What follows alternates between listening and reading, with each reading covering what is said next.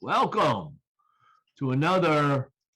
Oh, it's Friday night.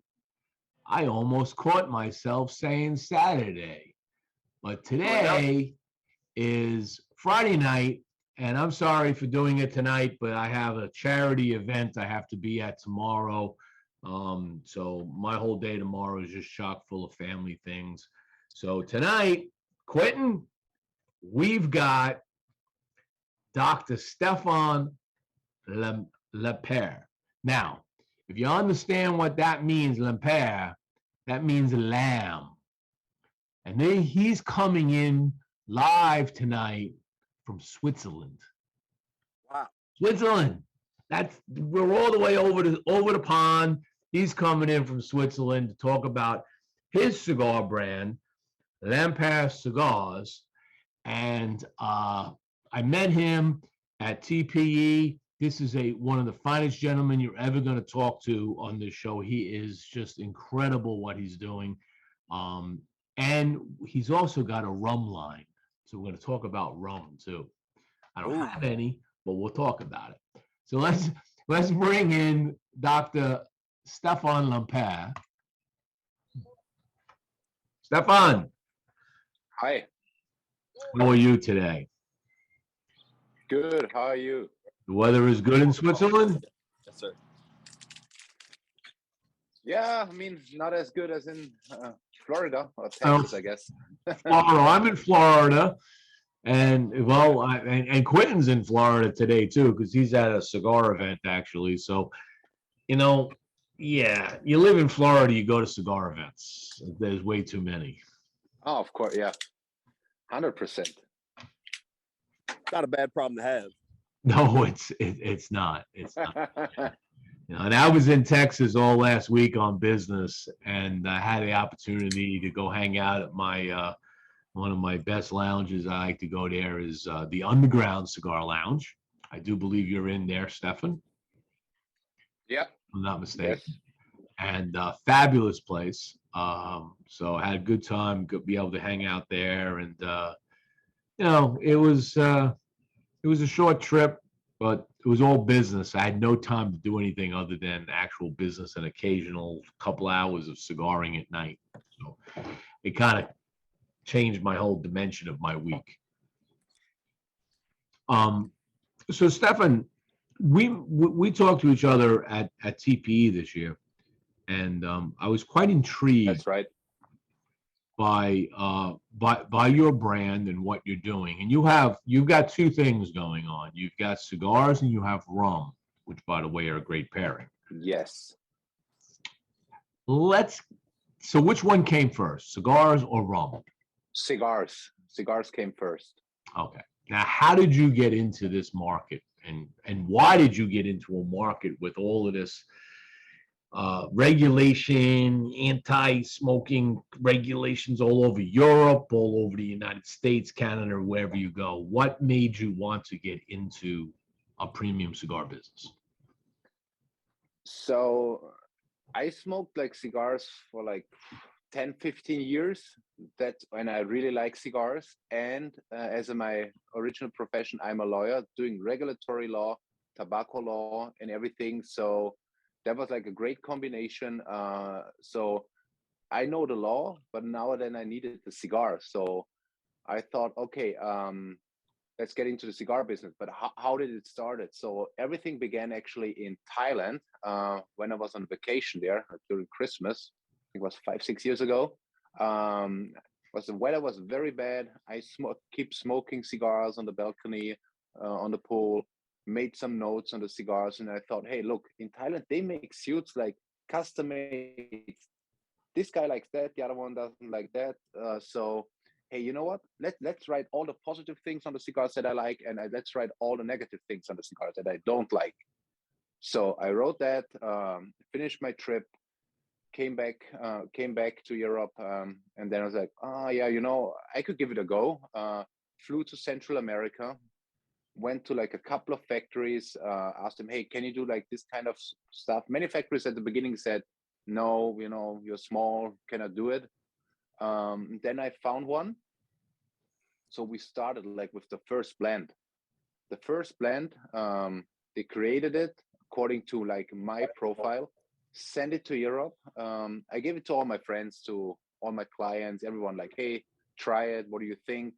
I got like a phenomenal feedback. And then I got like, all of a sudden I got, hey, can I buy more? It's like, yeah, you know, I ran out of stock. I only had 1,000. That's it. Like another guy called me, hey, can I have more? I said, well, you know, so I ordered like a second batch, got into Europe, and it got like I gave it away like it was gone like, I don't know, within 2 days.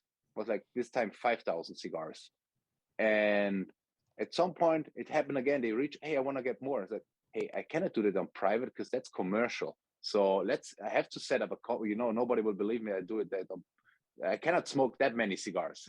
So I set up a company, started like with small quantities, and then yeah, we opened an online shop, a small retail store, and from there we started, and that's how we got in. And all of a sudden, like other European countries approached us, hey, can we buy that? Can we buy that? So I studied like, okay, what are the regulations in your countries? Like most of them, because they don't know. Usually it's on the producer side. I was like, okay, no problem. I know the European law. You need that. And then I started like sending the cigars to the different European countries. And yeah, and at some point, United States approached us through the factory, because the factory made an intro. It's like, hey, can you send me some samples? Yeah, sure. So we sent some samples to the States. Like, hey, this is great stuff. I want to distribute that. And yeah, here we are. In a nutshell, yeah. So that's impressive. And this all started in what year did you begin this journey? 2016. All right. 2016 yeah. Was right when we were battling the beginning of our FDA saga, where they were going to announce that they were going to regulate cigars here.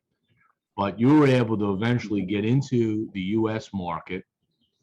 And is the U.S. market entry different than the European market entry? Is there different rules that you had to address in getting into those markets? Yeah. So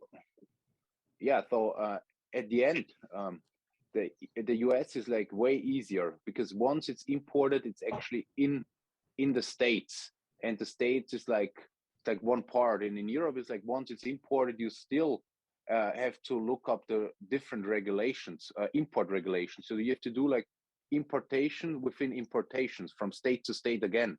So this gives you like a huge headache. In the States, it's very convenient because it's imported already in the States, so you have it's custom cleared at the end, which makes it like way easier than to do like an importation after an importation, because there are agents on it. You have to pay them again, every different taxes on state side, and you have to do European registration for each country. It's like, yeah, it's completely different.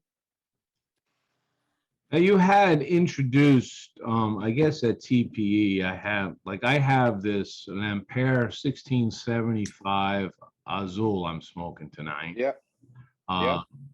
And there's also another Lampert 1675, which has the lighter wrapper on it. One's got the green background, one's got the red background on the band. What's the difference between these two cigars? So first of all, it's the blend. The Azul that you are smoking, wrapper, Ecuador, binder, Nicaragua, filler, Nicaragua, Peru. The Rojo, which we just released and actually sold out because I don't even have one. Is like, yeah. No, I don't have one, to be honest. I could sell you one, man. I could put it on an NFT. You could buy an NFT of it. How's that? So that one, the Rojo, is like Ecuadorian wrapper, binder Nicaragua, and the filler also Nicaragua. Super sweet, sweet cigar, great for the morning.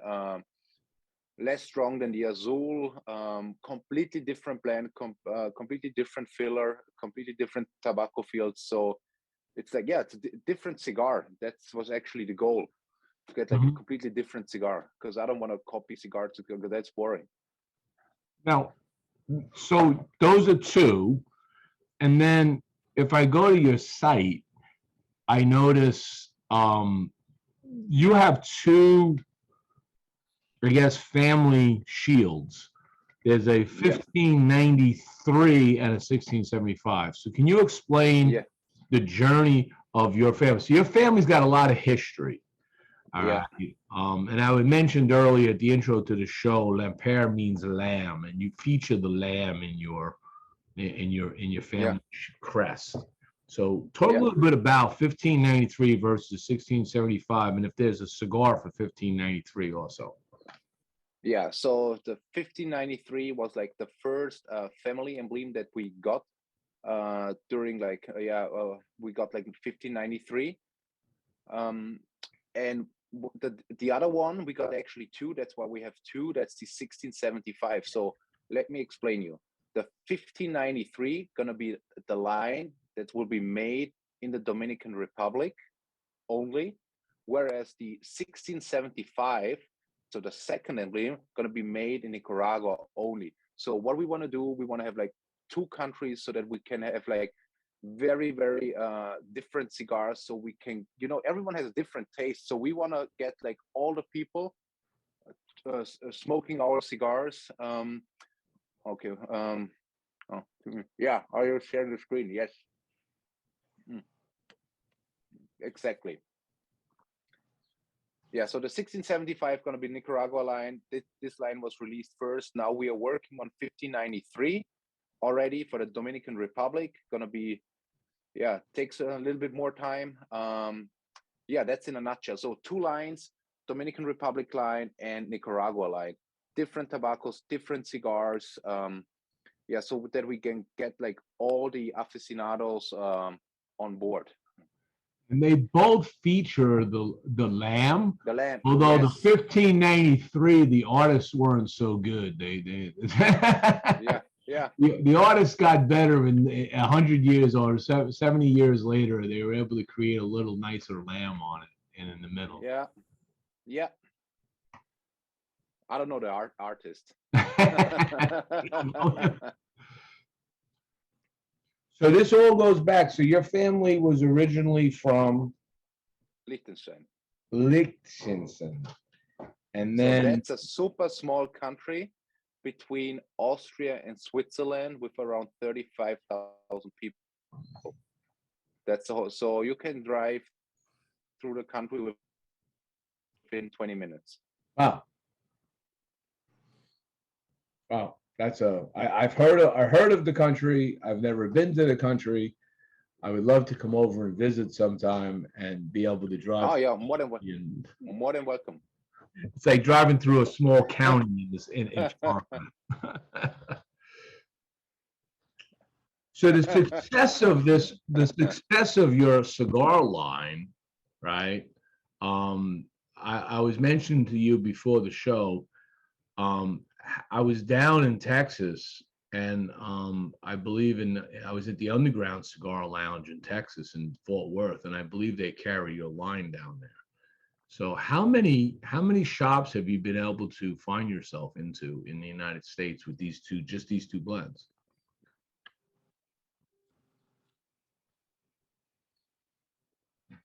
Ooh, a lot. To be honest, I have to look it up on the list because we are also like in Europe, in the Middle East. So it's a lot of retail stores. That's why we put on our website a store locator to find your next store. Yeah, I'll pull that up in a moment. Quinton, you must have some questions now that you've been listening to this long enough. Yeah, I think that is super interesting. Just the first half of the background story of him getting in the industry. I think it's pretty awesome that he actually worked backwards from what most people do, is they get in the cigar industry and then they learn law. He actually learned and then got in the industry. So you had a leg up on a lot of folks. That's right. Yes, because the law, if you do a business, you do it right. You just learn the regulation from the beginning. Otherwise, can be expensive. What was the biggest hurdle from a legal side that you have had to overcome in establishing yourself in the cigar industry? Like, what was the biggest thing that, even though you knew it, you still had a hard time adjusting or making things move to be a little bit easier for you to either understand or execute? We'll use that word. Yeah, so it's like especially in Europe, certain countries, if their main language is not English, and if they have their local law, and the local law is not available in English. Let's say it's only available in French. So that was a problem. So because I don't know the regulation, because I have to translate it, and if you put it in Google Translate, it's not 100% accurate. So, and you don't want to mess around like with importation, because it's going to be expensive if you mess up. Right. Yeah. Definitely.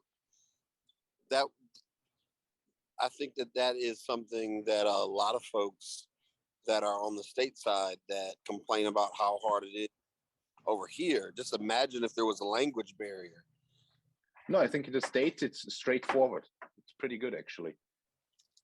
It's very straightforward. And yeah, I think it's way easier than in the European Union. So when you launched your product line in the EU,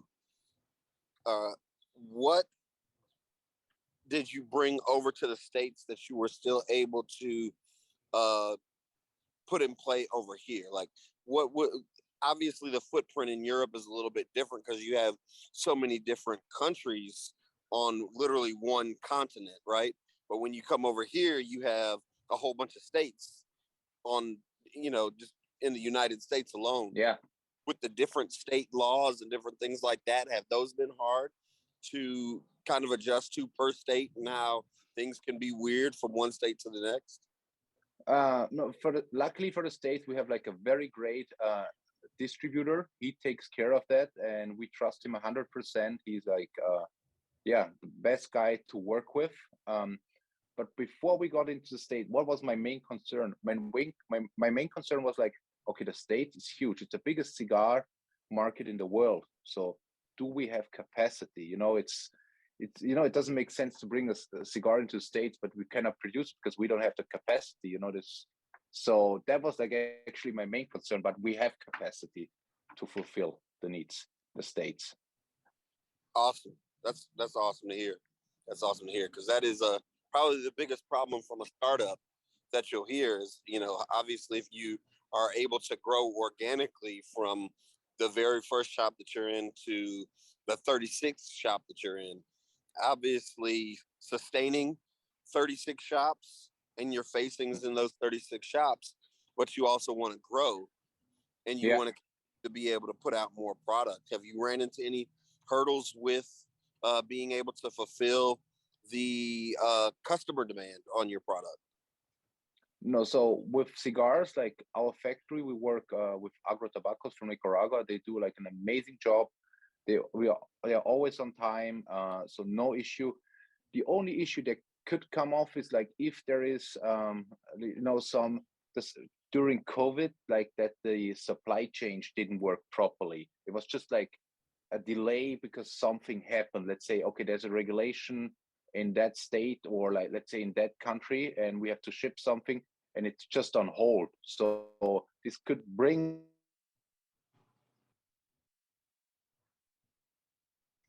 like a delay. So you have to keep up with your supply chain. You have to be very careful. That's the main goal, like the supply chain has to run. So now when you started though, so being in Europe, and I know the European palate has evolved. I was doing a lot of business in Europe about 10, 15 years ago. And of course, it was primarily a Cuban palate over there. That's evolved. Did you have any issue in making sure that your blend that you were introducing in Europe was acceptable to the European market versus the American market? Because we still kind of have two different palates. Yeah, that's right. So what I noticed, let's say in the United States, the Americans can smoke stronger. Let's say a rating out of 1 out of 5. If I considered it in Europe as, let's say, 4, it would be a 3 in the States, for instance. Also, regarding the draw, in the States should be like a very easy open draw, whereas in Europe they're used to the Cuban draw, which is like way tighter. It's different. So you have to find like a middle. Found balance. The balance, to fit into the 2 markets, and it's not easy. No, not at all. And No. in the European market, I know when the American manufacturer, the brand owners, get into the European market, they go through. There's a few distributors in the EU that they work with that take care of all the packaging. Your packaging is different than the packaging here in the United States with the labels, warning labels. Talk to the consumers that are watching about that whole packaging concept in Europe and what a box looks like versus what it looks like in the United States. Yeah. So first, as you mentioned, the warning labels. So in Europe, every state, every country has a different warning labels. You also have to place the warning labels on different parts of the boxes. One is up, one is down, one is inside the box, on the back of the box, side of the box. So you have to go from country to country to keep that, and a different language, of course, German, English, French, Italian. It's like we have so many warning labels in our warehouse. It's crazy. I should make a poster. Yeah. Yeah. So it's completely different because every European state, a country has its like own warning labels, own requirement. That's what I meant before when I talked about the states, because it's that's not like, let's say, Texas has these warning labels and Florida has the other one. It's yeah, that's different. With us, please. Can I keep him? Oh, I know you were asking something, Quinton. That was your background. Yeah. Oh, my hat. Oh. Let me take a quick break. I'm going to do the shout out to the sponsors. When we come back, I want to delve into a little bit into how you kind of went from smoking cigars to blending cigars. And then I want to talk about rum, because you also have a rum line. And I think it's important for people to understand that. So that's right. So let's go. Let's give a big shout out to some sponsors here that keep this show alive. So today's show is brought to you by Platinum Nova Cigars. Platinum Nova is a family-owned and operated premium cigar company. Only the highest vintage tobacco and the most skilled hand workmanship go into the making of each Platinum Nova cigar, resulting in a timeless blend of art and craftsmanship. The Nova brand and the family's work are a tribute and an honor to their grandfather, to always remember him and his infinite passion for cigars. Their love for cigars started with their grandfather, a dedicated master blender and an entrepreneur in the cigar industry. So the next time you're looking for that exquisite cigar experience, check out a Platinum Nova. You can find them at Platinum Nova Cigars at www.novacigar.com and on their Facebook, Instagram, and Twitter channels. Today's show is also brought to you by Rodriguez Cigars. 1947 was the start when the Rodriguez family began the masterful art of cultivating tobacco on their private plantation in the town of Siguanay in the island nation of Cuba. But by 1952, they employed over 20 workers and were growing over 120,000 pounds of tobacco annually. A short 8 years later, the Cuban government nationalized the private plantation, and the Rodriguez family was forced to immigrate to the United States. Arriving in 1971, they eventually founded the oldest cigar manufacturer in the Florida Keys in Key West, Florida in 1984. They preserved the historical cigar manufacturing industry that began in Key West in 1831, and as the years passed, new generations of cigar members expanded manufacturing operations to Nicaragua, and they're proud to be working with some of the finest tobacco in the world. Rodriguez cigars are exclusively constructed with vintage leaves that have been hand-selected, aged, and constructed through the traditional Cuban manufacturing process. You can check out Rodriguez Cigars at www.rodriguezcigarskeywest.com. Today's show is also brought to you by our friends at Drew Estate. Get ready, because Drew Estate is back and better than ever, with a party so big that only the Lone Star State can contain it. Music, spirits, mouth-watering barbecue, cigars galore, and so much more. It'll be the most epic shindig there ever was. Barn Smoker presents Savage Feast, October 22nd at the South Fork Ranch, Dallas, Texas. Get your tickets now at barnsmoker.com. Check that out. If you are not there, you're going to miss out one of the best and largest cigar herfs we've ever had in this country. We are also brought to you by Cigar Medics. Before you light your next cigar, be sure to check out Cigar Medics, the makers of the patent-approved Humidimeter. The Humidimeter is a tool designed to display the relative humidity inside your cigar. With this device, there's no more guessing. Simply insert the probes into the foot or cap of your cigar, and you can instantly know if your cigar is ready to be smoked. Buy now on cigarmedics.com and see site for other cigar accessories. With the Humidimeter, you'll know when to hold them and know when to smoke them. I use this Cigar Medics Humidimeter all the time. If you don't have one, pick one up. They're very inexpensive, like $34, and you'll love it. We're also brought to you by the Cigar Clowns. Cigar Clowns is a Facebook group that invites everyone to come along on a journey with them to find the perfect cigar. If you're lucky enough to get your hands on one of their limited releases, you know what's up.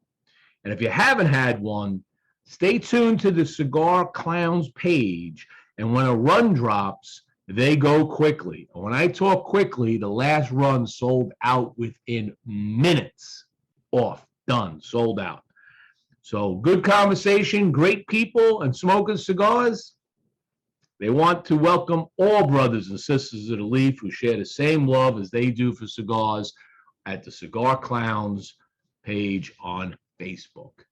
And lastly, we're brought to you by La Jolla del Chan. La Jolla del Chan, a dream come true for husband and wife Gabby El Chan and Liz. They want all hands that work the tobacco leaf in their home country of Puerto Rico to have the same opportunity to expose their products. They call it La Jolla del Chan because they cultivate part of the product and at some point want to be able to supply the world with the native tobacco leaf.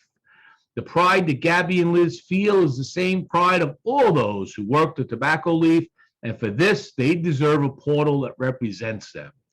That portal is La Jolla del Chan. They want to thank everyone for supporting their country of Puerto Rico. They say, we will resist.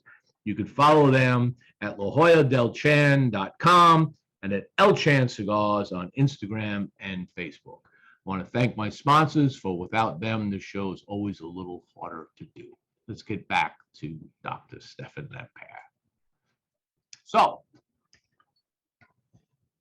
before you created a cigar brand, you were smoking cigars for how long again?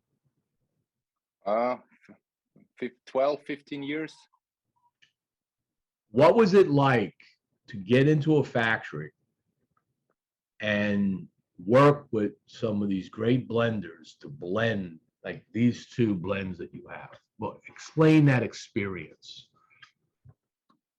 So it's overwhelming. You know, you go in, so many good cigars, but you have to choose the one that fits to your brand. Working like with this blenders is like, it's amazing. Love to work with them, but it's also like challenging because you have to find, you know, what they, because they have like the tobacco wise, it's like where you can select, it's huge. So pick the right picking the right tobacco and getting the right proportions that could fit to the US market and the European market, that's the challenge. And and sometimes the master blender, he has to blend so many blends, because it's very hard. It's not easy to to get the right fit. And it's fantastic when you enter the factory to see all these hardworking people. And you have to remember, this is a handmade product. There are so many steps behind a cigar. It's not a machine made. No, everything is made by hand. That's what it's makes it such a great product to smoke. Now, does your factory also have their own farms? They have their own farms, yes, their own fields. So did you ever walk the tobacco field prior to this experience, or was that your first time you were able to see the fields, the processing, the fermentation, the curing, the aging? No, I did it like as a tourist. I did many years ago, but that was not the real thing. The real thing is like if you go with not with like a tourist guide. The real thing is if you go with the people from the factory, because they show you everything how it works. Yeah. So were you like blending this? So I know there's different ways that new brands get involved. I've experienced it on both sides of this. Sometimes you go in, they lay out a tray of blends and you try them and you kind of talk about it. Other ways are you go in, you open up a bale and you smoke a little fumer, just a rolled piece of leaf to say, what does that taste like? And what does that taste like? And you start to put that blend together yourself. Which of those two did you use? Yeah, the last one. Okay. So when we got the samples, so what we do when we like it, we say, okay, fantastic cigar, put it in the humidor for 4 months. I will pick it up again. Then I will smoke one in Europe. I was smoking in different locations to see, hey, how do they actually taste in a different, different area? Because it could taste different. It happened to me at the factory. One cigar, I was like, wow, I really like it. And went back to Europe. I was like, I'm not sure why I said I really liked it. It's so. Yeah. And what I also do is like we have our little group. So I send out like random cigars and ask people that I trust, hey, can you give me your feedback? Because maybe my taste sometimes is weird or is crazy. So I want to get like all the people's opinion. It's not just like, hey, I want to get that cigar into my portfolio. I'm listening what are the other people thinking, because their opinion is very important for me.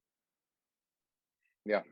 And that is the best way to do it, to definitely let your trusted advisors, I'll call them, to let their palate talk to you, the experience. Did you, when you were blending through in the different leaves, so you blend for flavor, but you also blend for burn, construction.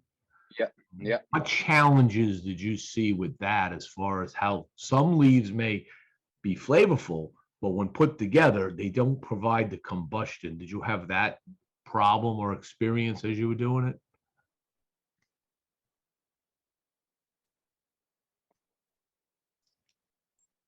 Did I just freeze? Okay.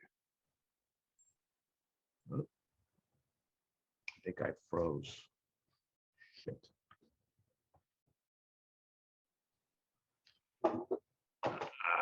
There we are. I'm sorry. Okay. My, I'm back again. yeah, everything froze up for a second. We'll clean that up later. So did you understand? Did you hear the whole question? No. Now, the question was when you were blending the leaf. So you blend for flavor, but you also blend for construction, because sometimes if you don't put the right leaves in the filler, it doesn't combust properly. So what experience did you have around that? I think my main challenge is, so I love like the flavor, the natural flavor out of the tobacco, but I also like the strength. So I think that what's very complicated is to make like a cigar with strength, but where you can still taste the flavor, because sometimes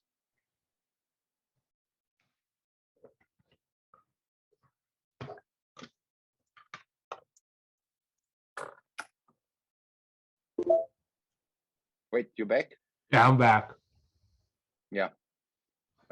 So shall I repeat it? Yes, please. Yeah. So the main challenge from our side is, so we want to have like a cigar with strength and a cigar with flavor. So the main challenge is like get a cigar with strength where you can still taste the flavor out of just the natural flavor out of the cigar, because you know you can have like fantastic a fantastic cigar with flavor, but it's the strength covers like the whole flavor, so you just taste strength. That's what we don't want. That's a very difficult challenge, because sometimes you have a cigar, you can do a cold press, like wow, it's amazing, then you light it up, all of a sudden it gets super strong and all the flavor vanish, gone. Right. So that was a challenge, and you worked Yeah. through a number of those, and obviously you came up with two great blends here, because it's starting to take off both in the United States and Europe. Yeah. Have you looked into branching out into China and other parts of the world? So yeah, we are in Europe, United States, soon in Canada, and the Middle East. So Oh, now we are now we are working on the Chinese market, especially like Hong Kong, Malaysia. That's now where we work.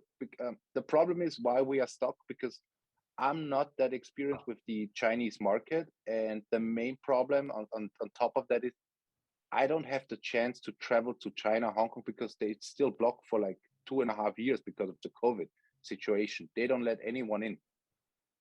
sure, sure. Yeah, You got time. yeah. Yeah, So, they're not going anywhere. There's 2 billion people in China, so I don't know.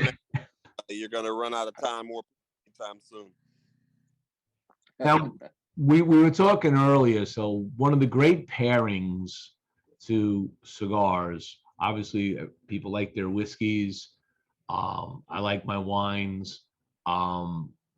But one of the great pairings, obviously, is rum. It just goes hand in hand, because a lot of the Caribbean nations, they grow sugarcane, they make great rum and great cigars. You've come out with a rum brand, which is not available in the United States yet, I understand. Not yet, not yet, not yet. Lampara Rum. That would Yeah.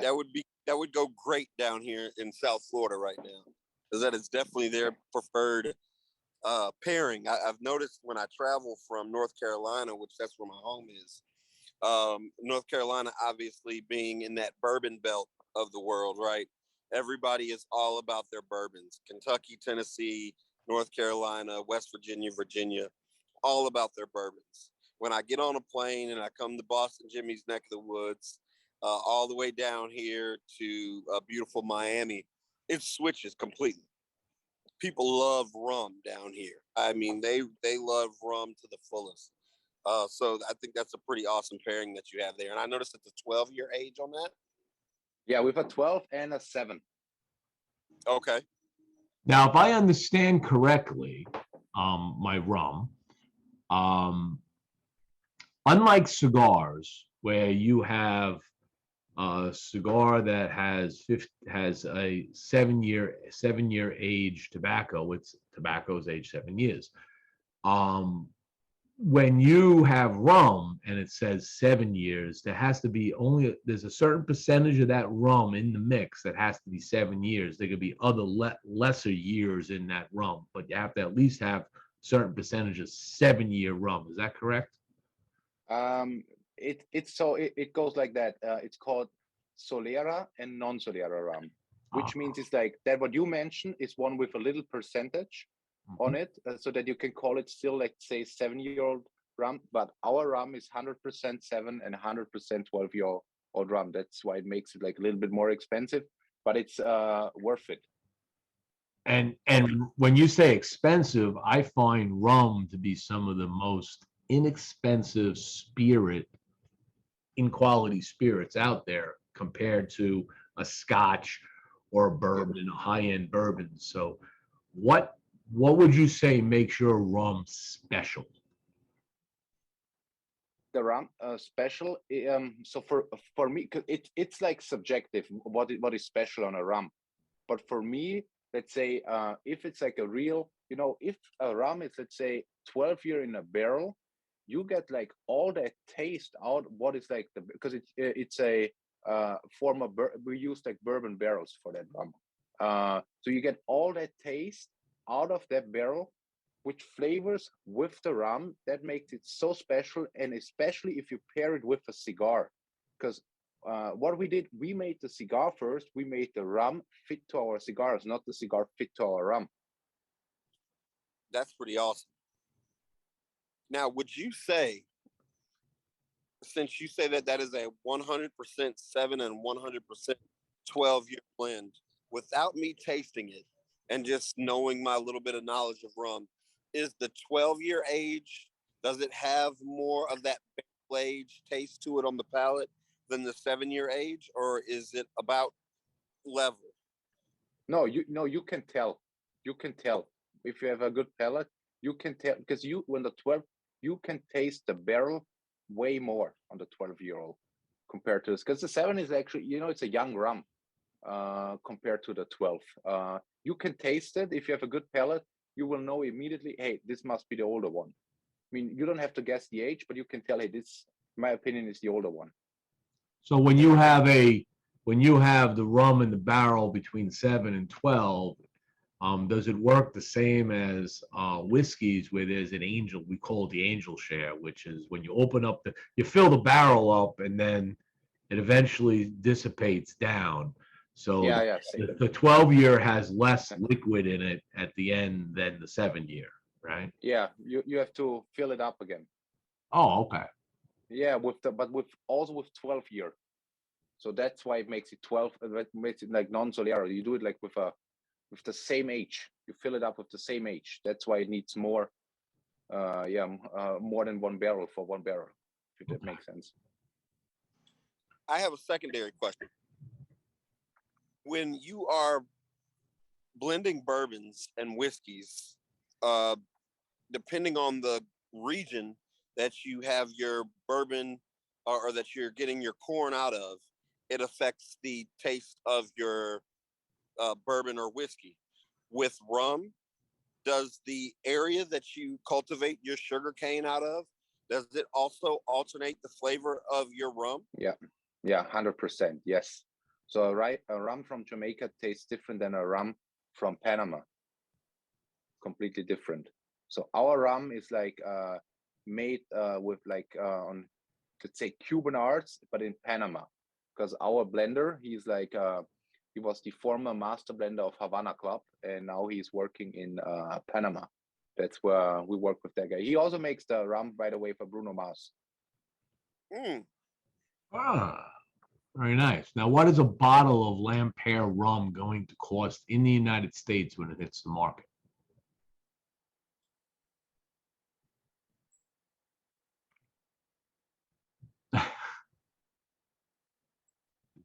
Okay, you didn't hear that. Went unstable again. Okay, you're back. Yeah, I said, what will a bottle of Lampert rum, 7 and 12, cost in the United States when it hits the market? Probably the 7-year $60 and the 12 $70. Okay, so this is some really high-end rum, without a doubt. Yeah. Very good, very good. And how You would get really good stuff. You get good stuff. And how would you compare that, having the guy from the blender from Havana Club, how would you compare that to Havana Club? Because obviously being in Europe, you have the great opportunity to drink. And I have had that opportunity when I was living in Germany, and I would drink a lot of Havana Club rum, sipping it. And it was so spectacular, just a little sip of aged, and it just, your whole palate just fired up with its flavors. You would say the same thing with yours? Yes, so because it's the same, it was the same master blender. It's the same guy behind it. He's just working. He's just now living and working in Panama, and he makes like rum for all the U.S. celebrities. He's like very famous. His nickname Don Pancho. I'm Pancho. Okay. Yeah.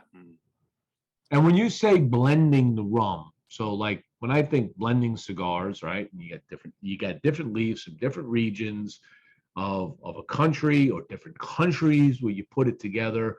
They have different characteristics. What does it mean to blend rum? So for us, when we did the rum, we made like a flavor profile for the cigars. Then we went to him, say, look, first of all, we want to hear your opinion. What could fit to this kind of cigar profile? He said, okay, you know what? Let me make you some samples. Please come the next day. So, okay, we came the next day. We tried the samples and said, oh, wow. I don't know, number 3 was, wow, this is really good. I was like, yeah, that's what I thought. And I said, okay, let's do the number 3 it is. Let's do it. So I'm volunteering, me and Boston Jimmie, that I know it's not for sale here in the States yet, but if you need some sample testers, I just want to throw that. 100%. I don't know a way to bring it to the States because I cannot ship to you. It's illegal. Yes, no, you cannot do that. I do not want to put you in that position, obviously. Yeah. But when it comes here, well, I look at it this way. You want to get rum in this state, you want to get any good distribution, you want to hit places like Total Wine and Spirits. All right. Big operation in the United States, right? Have liquor stores all over this country. People have those. So you try to get into those big ones. So how are you trying to find your way with these large liquor establishments that are scattered throughout the United States? So first, what we already did, because we adjusted the label, the back label for the rum, because it has to be in the States. It has to be like a specific back label with certain warnings on the label, which is weird because in Europe, you don't need a warning label on the rum, but you need one on the States. So it's completely opposite. It's funny. Yeah, so we adjusted the labels. We just did it like, I think a week ago. And now we are shipping like a container of bottles to Panama to get it ready. And we're already in touch with a couple of importers and distributors, and let's see how it goes. So who are your top distributors here that you're working with? With rum? Yeah. I mean, we haven't closed the deal yet. We are, yeah, because we are still negotiating how it works, how to bring it in, you know, because what I do first, get the legal things right, and then I start. Get the papers right. I don't want to have a headache. I don't ship unfinished. I mean, the rum is finished, but the paperwork has to be finished, like in a proper way, approved by a U.S. lawyer, and it's good to go. So will we see, just looking at the calendar, will we see Lampara Rum at TPE next year? Oh, that I mean, I hope so. I mean, that's the goal. Should be like 2023 latest. I look forward to that. 100%. What I want to do here is I want to give a quick run through on what's new in news on Stogie Press. It's going to be a very, very short segment tonight because I was on business all this week and I had no time to sit down and write articles and do stuff. And there wasn't a lot of news that came out. So this is going to be real short. And when we finish this, we'll come back. We'll do some lightning round questions. We'll learn a little more about Dr. Stefan Lampert and who you really are. Sure. So in news and reviews, like I said, we had no reviews this week because it takes me lots of time to put together reviews. So I didn't have time to do that. we had one news article that came out. Our friends over at General Cigars, Diesel has released what they call the Fool's Errand Trilogy. This is going to hit the market on April 1st. They are building a thing called the Trilogy that's going to blend storytelling, interactivity, and cigar mastery in one. And they're calling it the Fool's Errand. And the idea behind this first cigar is made by AJ Fernandez for them. You could see it's a 5x58 Perfecto. This is going to be an interesting cigar with a Connecticut broadleaf wrapper, Honduran and Nicaraguan fillers with a Honduran Jamastran binder. Okay. And what's cool about this is that they are going to have this thing called the Stubborn Fool character is going to be introduced via a collectible tarot card inside the box. And that card is going to have a QR code on it that when you activate it, it's going to launch an interactive game which invites you to complete the Stubborn Fool's errand by solving a series of riddles. The special Diesel Fool's Errand prizes created specifically for the Stubborn Fool character will be awarded at random to the top 10 participants. So check this out. This cigar is coming in at our MSRP of $9.99 a cigar. They're hitting the market starting on April 1st.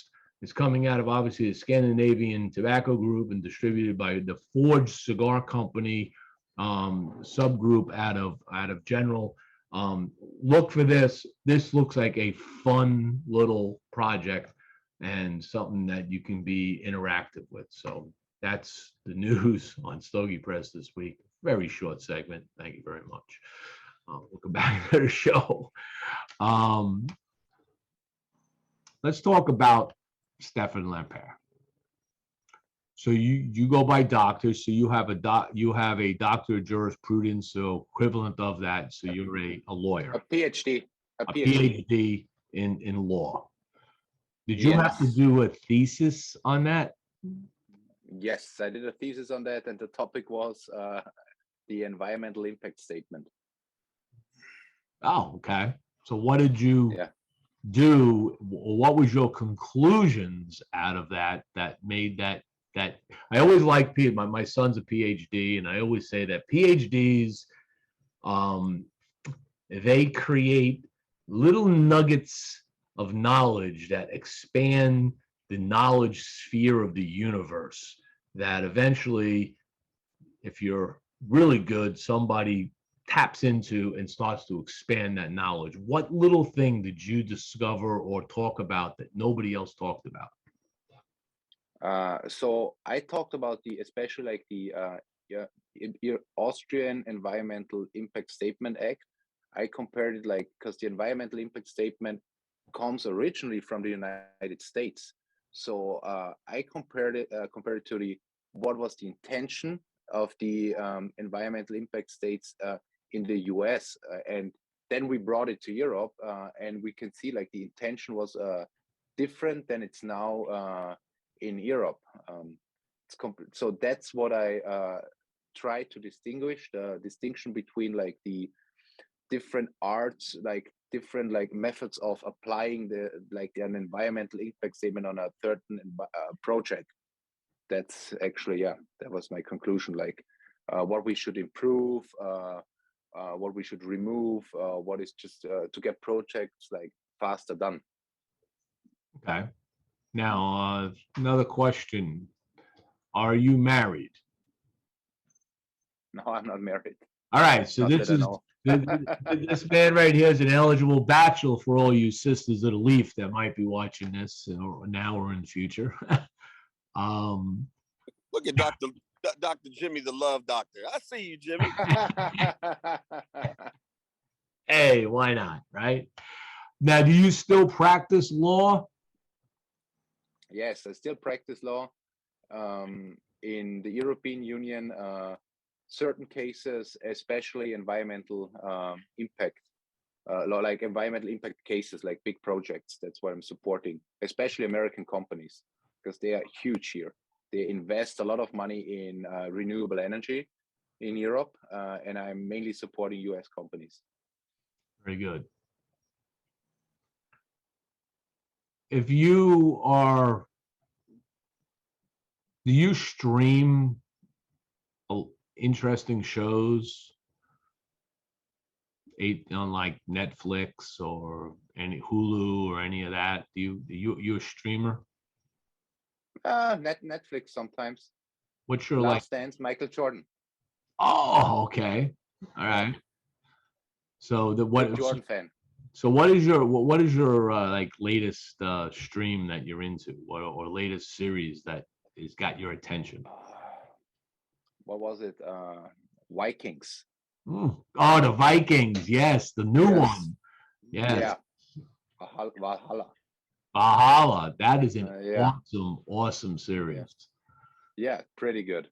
You know, very factual as much as they can make it.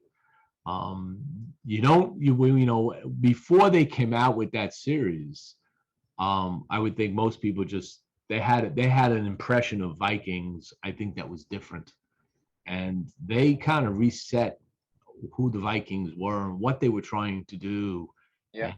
And it's not it turned out, in my mind, it wasn't as evil as we always saw the Vikings. They had a different Yeah, they have a different approach. They weren't really like evil. Well, and a number of them moved into Christianity. They picked it up. They understood. Yeah, picked it up. Yeah, they picked it up. Yeah. So quite interesting. They gave up their gods. Yeah. Yep. Yes, they did. What about music? All right. So what is your music genre? What do you really like to listen to? Good question. Snoop Dogg, Eminem. Yeah. The Super Bowl halftime show was amazing. Yeah. Jesus. Now I think it's one of the best. Thank you. I said the same thing. Yeah, it's one of the best. Like all these great artists at one show, amazing. I loved it. And they always weren't working together, and they came out in unity. Yeah, like all right. That was, I think. So, Doc, I want to see if you can finish this for me. I'm gonna see how good you are. Okay, you ready? Oh, you ready? Yeah. 1, 2, 3, into the foe. 3. I don't know. Double G. Dog. Doggy dog. Okay. My English is off. Sorry. You don't have to know the lyrics. You don't have to know the lyrics to love the music. Yeah. I mean, I am not. I was never really the big hip hop guy and rap guy.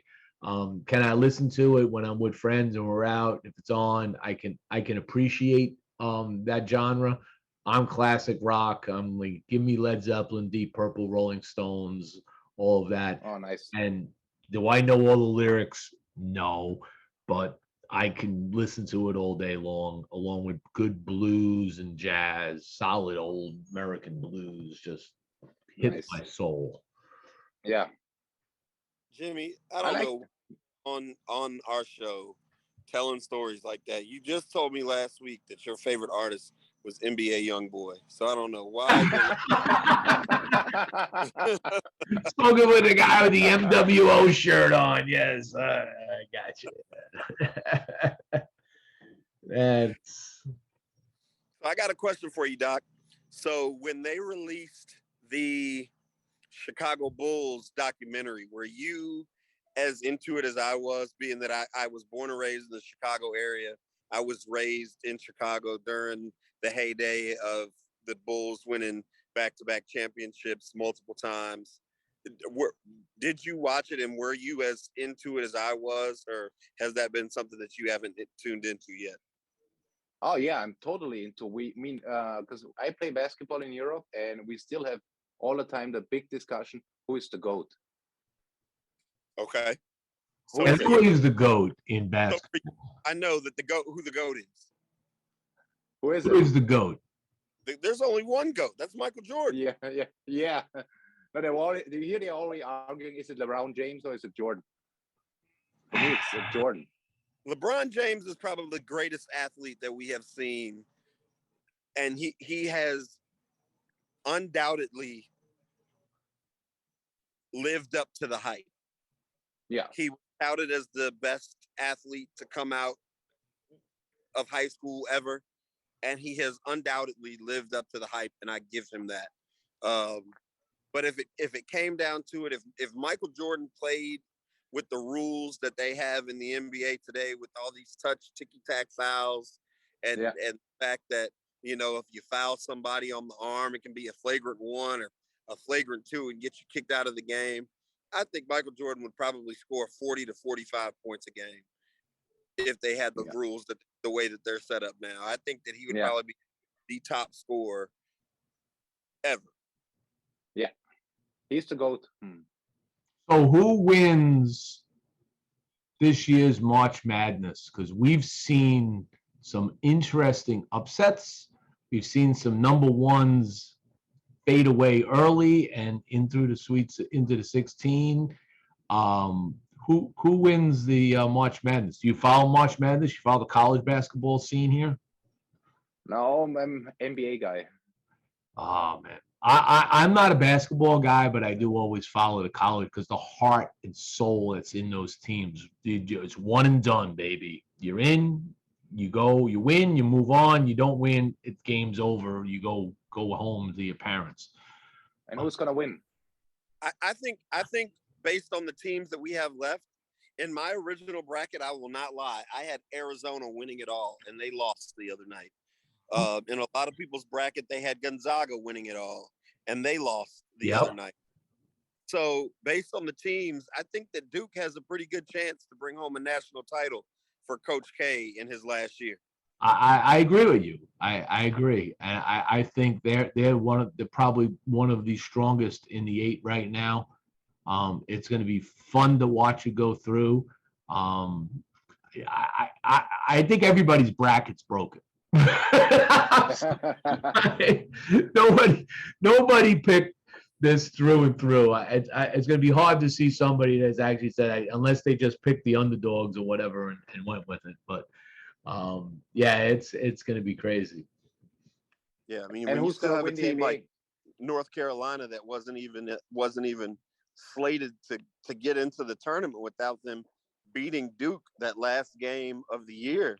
You know, they had North Carolina on the bubble, and now North Carolina, if they can beat UC, I think they play UCLA tonight. Yep. If North Carolina can beat UCLA tonight, you know, we could have another Duke North Carolina rematch. And that'd be interesting. Now, when you talk basketball and you think about the GOAT, I'm going to go back to that question. So I've been streaming. I don't know if you get it over there. It's on, I think it's on HBO. Is the Lakers story, okay? The building of the Lakers, starting with the Magic Johnson era, okay? And how he pulled. I mean, you talk about somebody coming out of high school like Michael Jordan. Well, you can't take Magic Johnson out of that equation, okay? He was tremendous what he was able to do for the Lakers. And he was actually going to go back to high school. He was going to turn down the offer. And the coach decided to say, or the owner, I should say, the new owner decided, okay, you do whatever. He walked him through the freaking arena and then left him there right outside the basketball court. Said, I don't know where I'm at. I'm lost. I just got into this. I just bought the team. This is a beautiful moment. Yeah, I just bought the team. I'll be right back. I got to find out where we are. Just hold on a second. And he walks away, and Johnson goes out. He was walking around looking at all the trophies and stuff, and he walks out onto the court, and he just starts picking up a basketball, and the owner's sitting in the stands with his people, and they're just watching him do his thing. And he didn't even know he's being watched. And then he decided, I'm sticking around. And he was a point guard he took a lot of crap because he came in as a point guard, and he was going against another point guard that was like, no way, this is my position, not your position. Well, it was because he was so doggone big. You see, he was huge.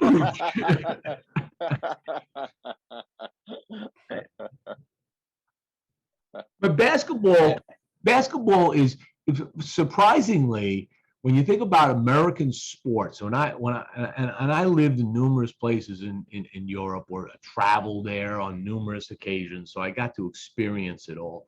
All right, and basketball is big. American basketball is big in Europe. Oh yeah. Oh yeah. Yeah. It's the number one league in the world. You know, that's if you you have to be in the NBA if you want to make it. Yeah, it's amazing. Yeah. Yeah. How they love that sport, as opposed to American football. American baseball doesn't really play too well over there. Nah, Well, it's basketball. it's basketball. Everybody wants Yeah. basketball. Yeah. Yep. And now I have a question. Who's gonna win the NBA? The title this year. I'm going to leave that to Quinton because I'm not a big basketball guy. So I personally think that it's going to be I personally think that Golden State's going to win it again. Yeah. I think that Golden State has a really good chance to win it again, just because I think they're kind of holding out right now. I think that everybody's kind of worried that they're not strong enough, but I think that they are battle tested with their veteran leadership that they have with Draymond Green and Steph Steph Curry. people like that they can kind of turn it on when the playoffs come. And so I think that they're saying, hey, use these last couple of weeks of the season to get healthy. We'll take our 2 or our 3 seed, and we'll be more than happy to play whoever wants to come and play us. Phoenix has a strong team, though. I won't lie to you. I've been expecting them to fall off all season, and they have stayed at the top of the Western Division.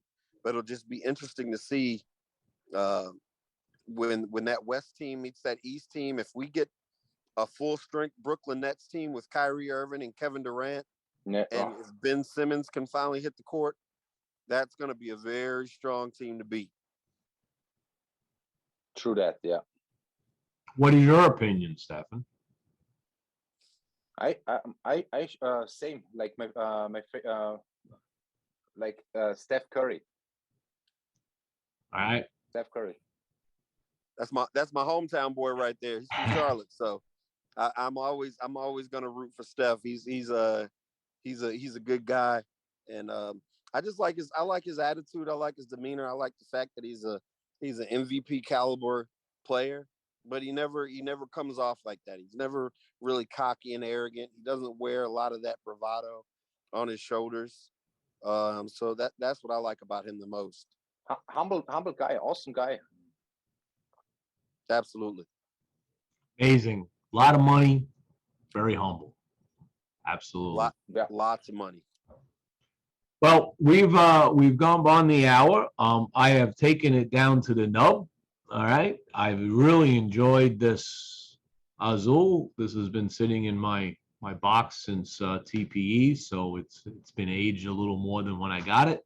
So I'm looking forward to doing a review on this one. I really like it. I'll also check out the Habano, but I just want to remind everybody, go back to this. If you're interested in Lampert Cigars, Lampert, this is their website. It's www.lampertcigars.com. You actually have a beautiful website. It is very informative. It's very easy to navigate. You can actually buy the cigars online if you want. Hey, I can buy the rum here. I don't know if you'll ever get it. Only in Switzerland and Liechtenstein. Look at that. Okay, whatever. But by law, sorry. So, but if you're looking for the Lampert craft, I know you can get them at the Underground Cigar Shop and Lounge in Fort Worth, Texas. So those that are watching know that shop. You can go there and buy them. They'll be more than happy to ship them to you, so you can check them out. I'm going to give you the last word, Stefan. Yeah. So thank you very much for inviting me. It was a pleasure talking to you guys. Amazing, great podcast. Love it. And yeah, thanks everyone for the support. Really appreciate it. And I hope to catch up at latest PCA. I will be there. So you'll be at PCA. I Yeah. unfortunately cannot make it this year because I've got family weddings I'm going to, Oh. which is just consuming my bank account, to say the least. I just We posted. will do a tour. We will do a tour soon in the next 2 months. I will post everything on the website. Yeah, folks can meet me there. Yeah, happy to catch up. Oh yeah, definitely. If you're gonna do a tour, if you got dates or where you're gonna be in Yeah. different places around the country, just let me know. We'll get it posted I out will. here. We'll talk about it. Let people know where you can find this wonderful craft that's coming out. This is a cigar you want to have in your rotation. I can guarantee you. This one's a fabulous cigar. Hey, Steven, real quick before you go, if for anybody that's listening, do you have a handle on social media, Instagram, anything like that people can follow and maybe reach out and ask any questions if they have any? Yes, just drop a message. Lampert Cigars, Instagram, Lampert Cigars. Okay, We will and that'll answer, be you that 100%. they're talking to directly. They are talking to you, to me directly. Yes. Awesome. And I Fantastic. reply to every message. I don't ignore a message. I reply within 6 hours. And what time is it there now in Switzerland? It's 1 a.m. 1 a.m. I gotta love you for coming in and hanging in with us on this. No Taking your problem. time. I do appreciate it. I appreciate all the viewers now and those that'll watch it later. We'll have this up on what's going to happen is this will stay up on Facebook for the next 30 days. But over the next week, anybody that loves, like, or shares this, you know what happens on the following Saturday. You will be in the Wheel of Wonderfulness. And I think I might actually have at least one of these Lamperas that might be thrown into the bundle of that you win. So you'll be able to taste something here from Lampert. So I do appreciate everybody watching. And of course the sponsors. Without them, the show's always a little harder to do. Thank you very much for joining. Thank you, Quinton. I know you're about to go into a sit down with Eric Espinoza. That is an experience into itself. When it gets late at night, you'll have a round table and you'll have a good conversation with Eric. Absolutely, Jimmy. I appreciate you, buddy. Down here repping Stogie Press, baby. I love it. Thank you very much. Thank you. Okay, with that, we're going to call the show. This is Boss and Jimmy out. Stogie Press, peace, enjoy, and we'll catch you next week.